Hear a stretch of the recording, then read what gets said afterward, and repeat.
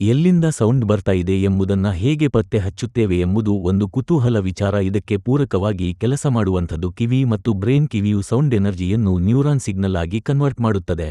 ಹಾಗೆ ಬ್ರೇನ್ ಆ ಸಿಗ್ನಲ್ ಅಲ್ಲಿರುವ ಇನ್ಫಾರ್ಮೇಷನ್ ಅನ್ನು ಅರಿತುಕೊಳ್ಳುತ್ತದೆ. ಈ ಒಂದು ಪ್ರಕ್ರಿಯೆಯನ್ನ ನಾವು ತಿಳಿದುಕೊಳ್ಳಬೇಕೆಂದರೆ ನಾವು ಸೌಂಡ್ ಅನ್ನೋದು ಕಿವಿಯ ಒಳಗೆ ಹೇಗೆ ಹೋಗುತ್ತದೆ ಎಂಬುದನ್ನ ತಿಳಿದುಕೊಳ್ಳಬೇಕು. ಸೌಂಡ್ ವೈಬ್ರೇಷನ್ ವೇವ್ಸ್ ಆಗಿ ಗಾಳಿಯಲ್ಲಿ ಇರುವ ಪಾರ್ಟಿಕಲ್ ಮೂಲಕ ಕಿವಿಗೆ ತಲುಪುತ್ತದೆ. ಆದರೆ ಒಳ ಕಿವಿಯು ಉಪ್ಪು ನೀರಿನಂತಹ ಲಿಕ್ವಿಡ್ನಿಂದ ತುಂಬಿರುತ್ತದೆ. ಸೌಂಡ್ನ ವೈಬ್ರೇಷನ್ ತಮಟೆಯನ್ನು ಬಡಿದಾಗ ತಮಟೆ ವೈಬ್ರೇಟ್ ಆಗುವ ಮೂಲಕ ಸುತ್ತಿಗೆ ಆಕಾರದ ಸಣ್ಣ ಎಲುಬಿಗೆ ಬಡಿಯುತ್ತದೆ. ಅದು ಮುಂದೆ ಇರುವ ಆಲ್ವಿನ್ ಎಂಬ ಎಲುಬಿಗೆ ಬಡಿಯುತ್ತದೆ. ಈ ಆಲ್ವಿನ್ ಎಂಬುದು ಸ್ಟೇಪ್ಸ್ ಎಂಬ ಭಾಗಕ್ಕೆ ಬಡಿಯುತ್ತದೆ. ಈ ಸ್ಟೇಪ್ಸ್ ಎಂಬುದು ಮುಂದೆ ಇರುವ ಚಾಕೋಲ ಎಂಬ ಸುರುಳಿ ಆಕಾರದ ಭಾಗಕ್ಕೆ ತನ್ನ ವೈಬ್ರೇಟ್ ಮಾಡುತ್ತದೆ. ಚಕೋಲ ಎಂಬುದು ಒಂದು ರೀತಿಯ ಲಿಕ್ವಿಡ್ನಿಂದ ತುಂಬಿರುತ್ತದೆ. ಈ ಲಿಕ್ವಿಡ್ ತುಂಬ ಈ ಸೌಂಡ್ ವೈಬ್ರೇಷನ್ ಹರಿದಾಡುತ್ತದೆ. ಆಗ ಈ ಚಕೋಲಾದ ತಳದಲ್ಲಿ ಬೆಲ್ಸೇನೆಮ್ ಎಂಬ ಪದರ ಇರುತ್ತದೆ. ಈ ಪದರ ಸಣ್ಣ ಕೂದಲುಗಳಿಂದ ಕೂಡಿರುತ್ತದೆ. ಲಿಕ್ವಿಡ್ ಹೇಗೆ ಹರಿದಾಡುತ್ತದೆಯೋ ಹಾಗೆ ಕೂದಲುಗಳು ಅಲುಗಾಡುತ್ತವೆ. ಇವು ಎಲ್ಲ ಸೌಂಡ್ಗೂ ಎಲ್ಲವೂ ಅಲುಗಾಡುವುದಿಲ್ಲ. ಕೆಲವು ಸೌಂಡ್ಗಳಿಗೆ ಕೆಲವು ಕೂದಲು ಅಲುಗಾಡಿದರೆ ಇನ್ನೂ ಕೆಲವೊಂದು ಬೇರೆ ರೀತಿಯ ಸೌಂಡ್ಗಳಿಗೆ ಅಲುಗಾಡುತ್ತವೆ. ಈ ಅಲುಗಾಡುವಿಕೆಯು ಮುಂದೆ ಒಂದು ಟ್ಯೂನ್ ರೀತಿಯಾಗಿ ಮಿದುಳಿನ ನ್ಯೂರಾನ್ಗೆ ಹರಿಯುತ್ತದೆ. ನಂತರ ಮಿದುಳು ಇದನ್ನು ಹಾಕಿ ಯಾವ ಧ್ವನಿ ಅಂತ ಪತ್ತೆ ಹಚ್ಚುತ್ತದೆ. ಆದರೆ ಕೆಲವೊಬ್ಬರಲ್ಲಿ ಈ ರೀತಿಯ ಕೂದಲುಗಳು ಡ್ಯಾಮೇಜ್ ಆಗಿ ಧ್ವನಿ ಕೇಳಿಸಿಕೊಳ್ಳುವುದರಲ್ಲಿ ಅಸಮರ್ಥರಾಗುತ್ತಾರೆ.